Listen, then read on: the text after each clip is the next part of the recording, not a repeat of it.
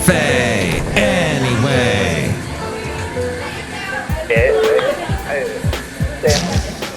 Mike's Daily Podcast. Episode a lot. It's Mike Matthews. It's so good to be with you today. Oh, it's 2255. Mike's Daily Podcast. Episode 2255, 2255. I'm Mike Matthews. I'm alive. And I'm talking to you. And I'm going to slide into a song that I'm singing. I hope you like it. Is it nice? Is it bringing you happiness? Is it bringing you a smile? No? Okay, I'll stop. Today we're going to talk about migraines. And when I got my Mike's Daily Podcast first shot of the Moderna, about 3 days later I got a migraine. And I don't get migraines.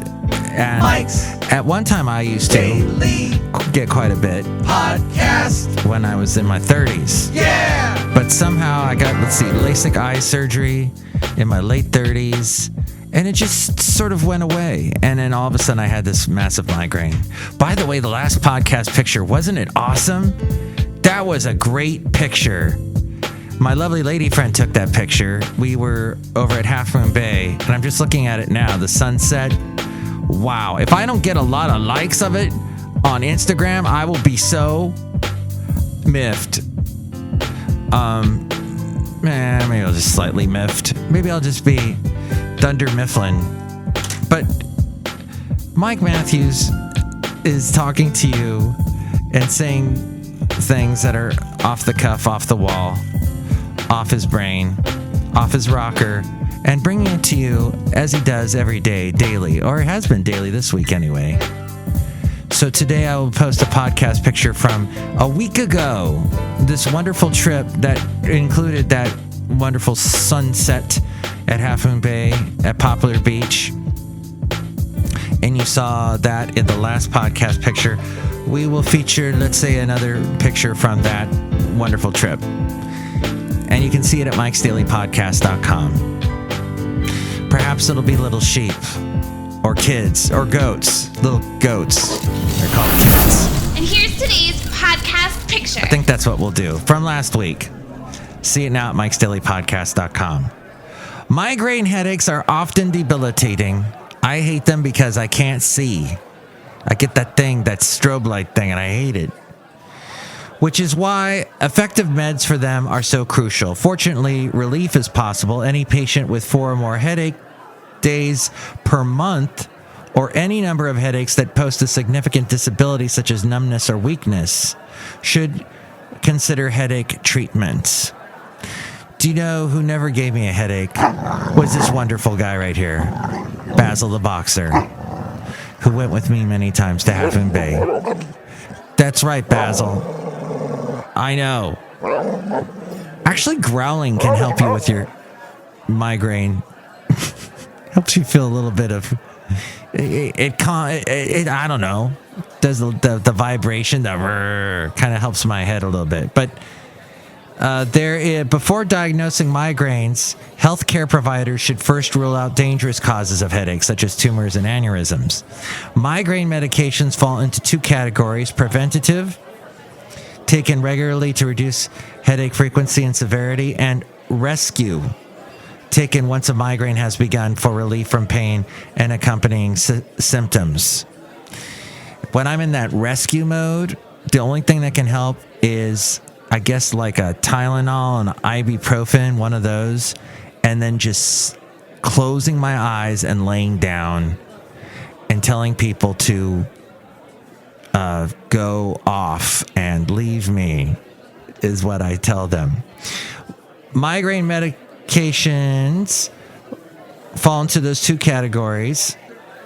Oh, and most experts will design both a preventative and a rescue plan. To decrease the frequency of headaches, doctors have been prescribing drugs that are not originally designed for migraine, but are often successful at treating them.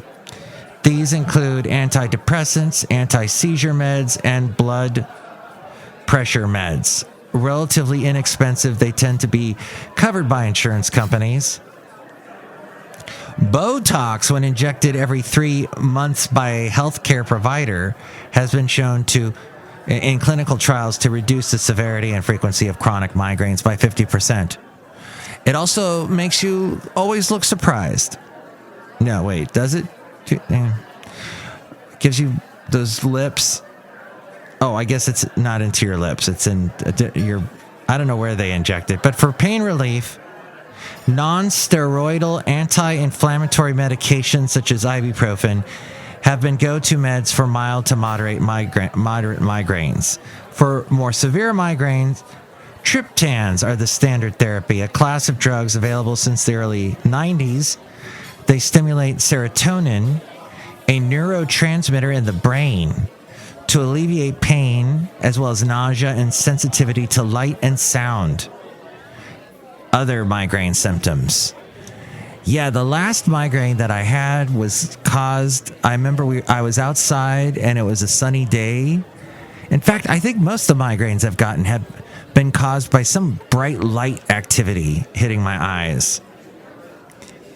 So who knows what's going on? And then the drugs in this medication family all require a prescription. But yeah, that rescue medication to help you from pain and accompanying symptoms. I've been involved. I've used a lot of that rescue medication. A number of migraine treatment advancements have been made recently. I think this is Gepants and Dietins, approved by Food and Drug Administration. In the past couple of years, these pills or tablets target receptors on sensory nerves. Unlike triptans, they do not cause blood vessel constriction. And injectables, which I mentioned earlier with the Botox, these block calcitonin gene-related peptide, otherwise known as a CGRP. But always consult your healthcare provider on more information on these as we go outside a cafe anyway, somewhere in Podcastro Valley.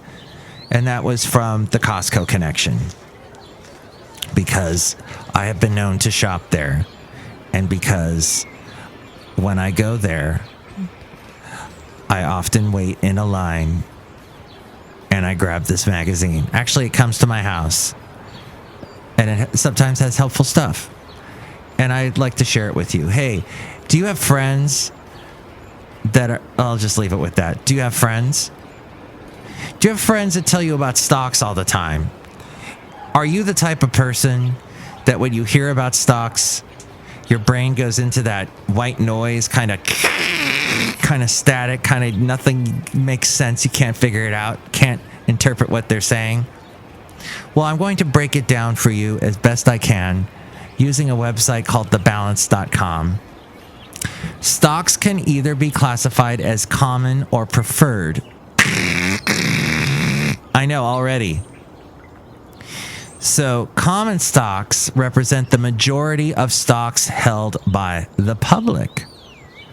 Owners of common stock have voting rights and the right to dividend payouts.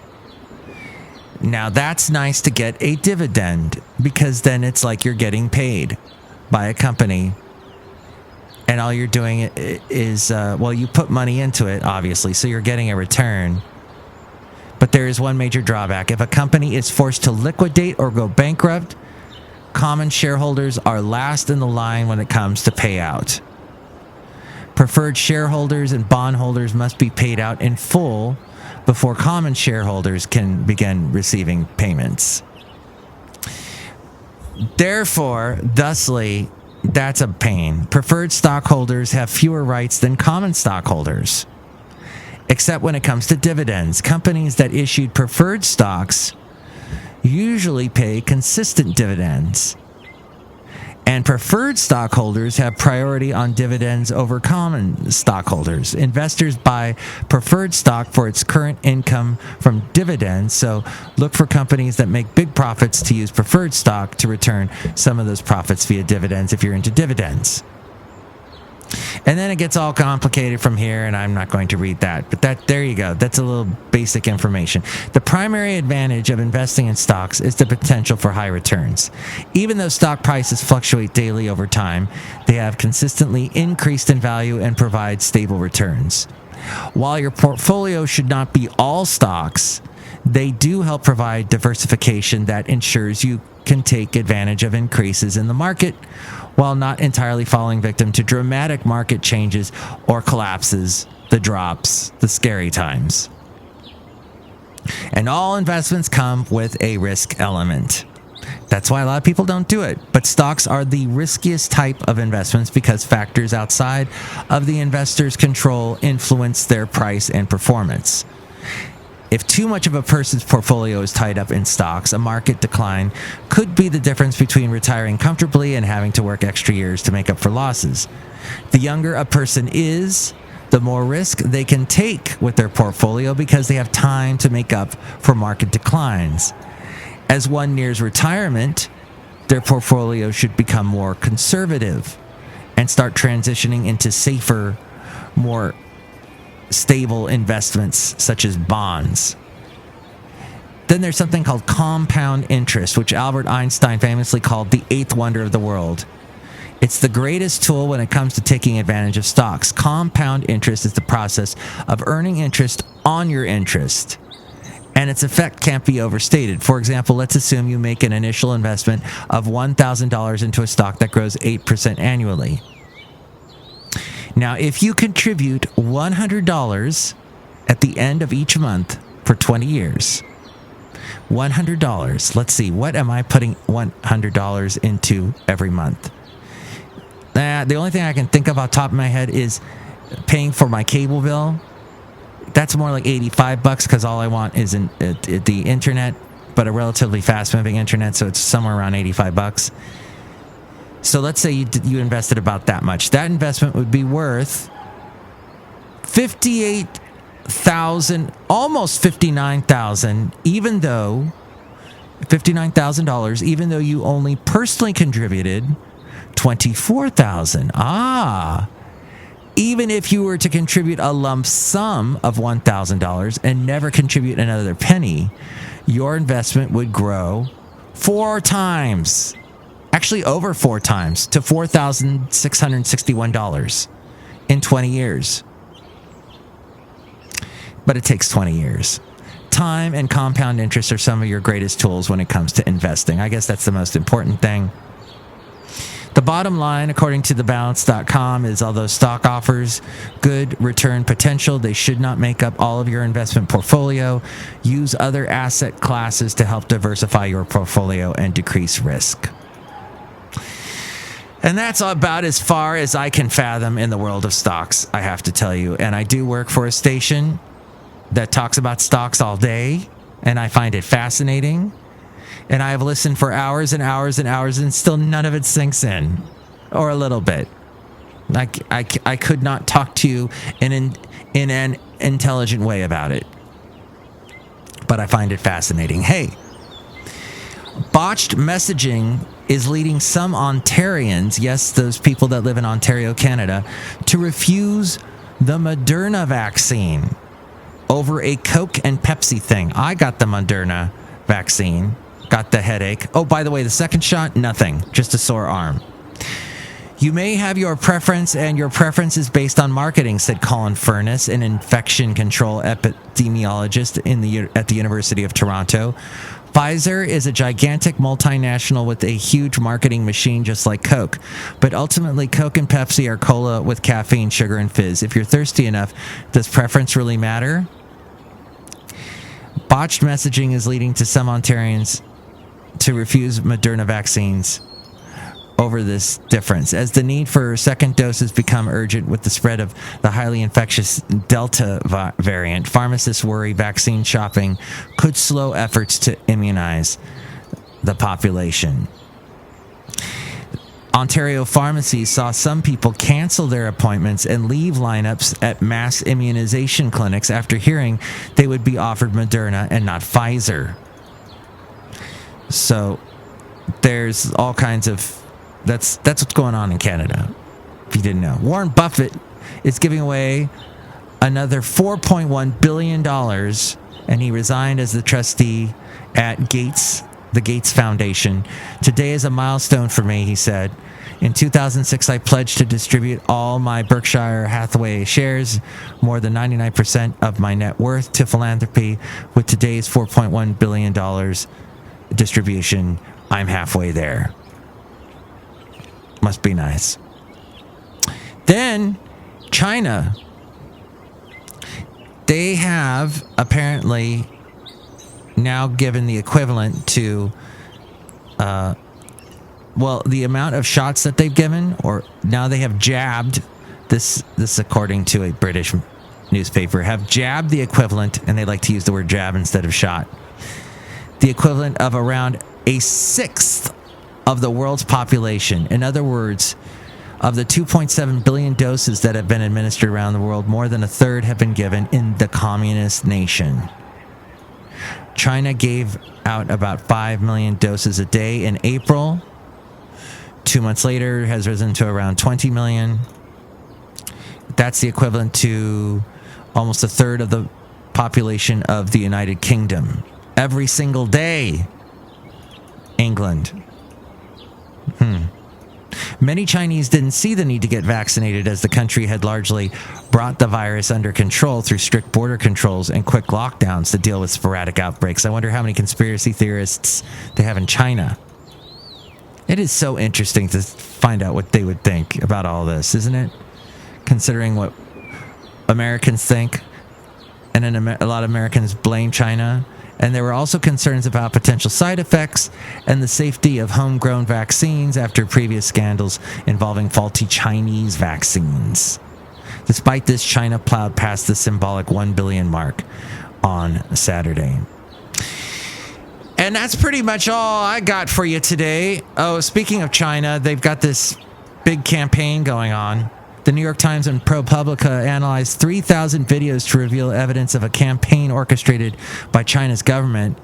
This operation has produced and spread thousands of videos in which Chinese citizens deny abuses against their own communities. And as they took apart, broke down the hundreds of videos, and they all had strikingly often identical phrases and structures in these videos. And basically a pro thing for China.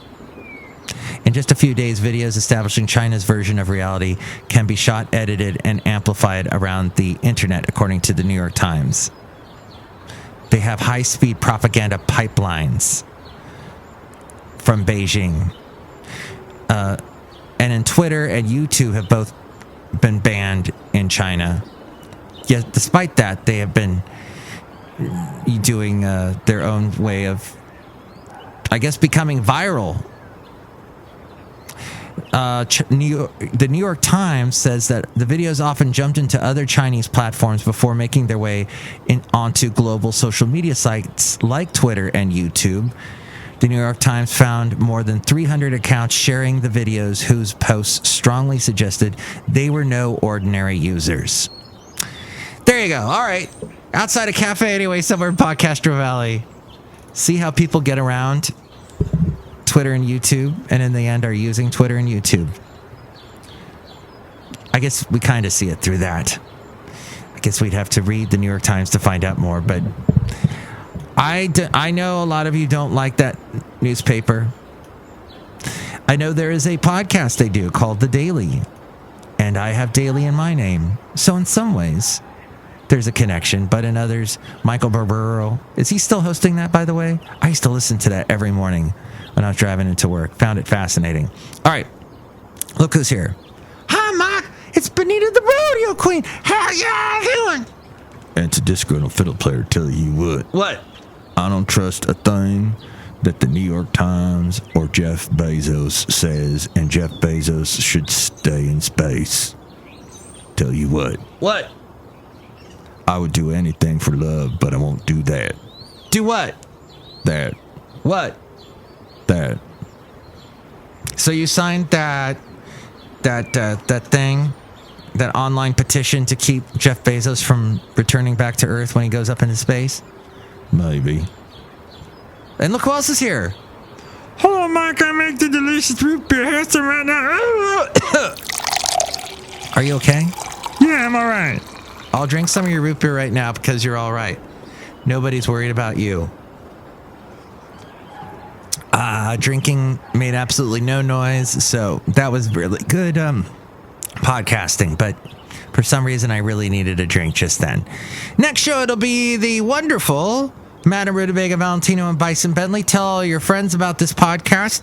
You can chime in, tell me what you think about any of the topics we covered today.